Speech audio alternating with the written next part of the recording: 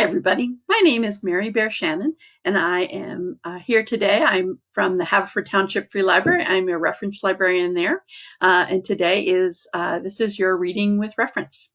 So today I'm going to talk about Looking for Alaska. This is a YA fiction book. It is one of my favorites, and so here's a little bit about it. Miles is the main character. Miles Halter is fascinated by famous last words. And tired of his safe life at home. He leaves for boarding school to seek what the dying poet Francois Rabelais calls the great perhaps. At Culver Creek Academy, Miles falls into a group of friends, including his roommate, Chip, nicknamed the Colonel, and Chip's friend, Takumi, and a girl named Alaska. His world at Culver Creek and these friends' life, the world there is crazy. And anything but boring. Miles is especially drawn in by Alaska, the beautiful, clever, funny, sexy, self-destructive, screwed up, and utterly fascinating neighbor from down the hallway. Alaska pulls Miles into her labyrinth and catapults him into his great perhaps. Looking for Alaska brilliantly chronicles the indelible impact one life can have on another.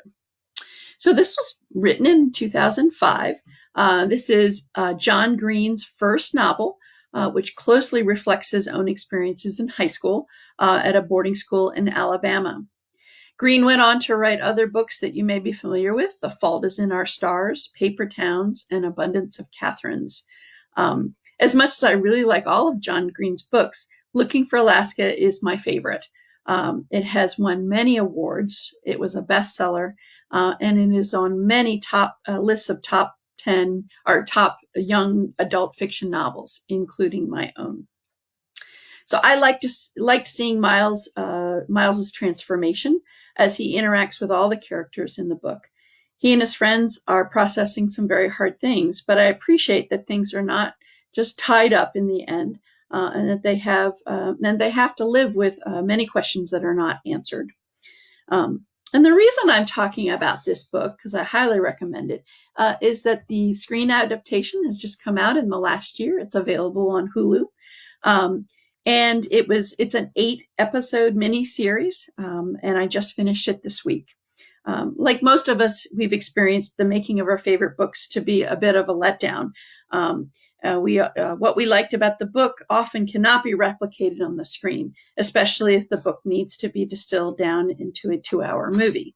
So I think the miniseries was the good way to go. Not everybody has done the miniseries for YA books well. I did not like 13 Reasons Why, that was done a couple of years ago on Netflix, but this one I really liked. In the case of Looking for Alaska, John Green, the author, was very involved with Josh Schwartz, who wrote the screenplay, and Green was very happy with the adaptation, which I think is significant when the author is happy with the adaptation. There are some differences to the miniseries.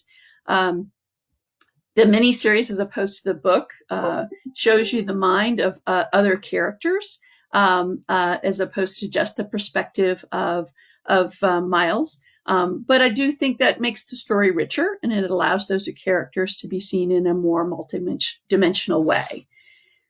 So I think that young adult novels should be read by all, because I think it is one of the most innovative genres people who today. And there's some really amazing books that are being read.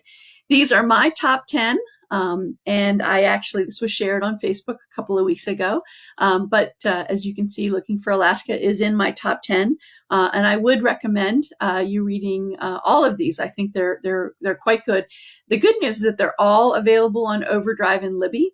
And you can both in audiobook and in ebook. So I would encourage you to check them out. They are, I think, some of the best things that have been written in the last 20 years or so.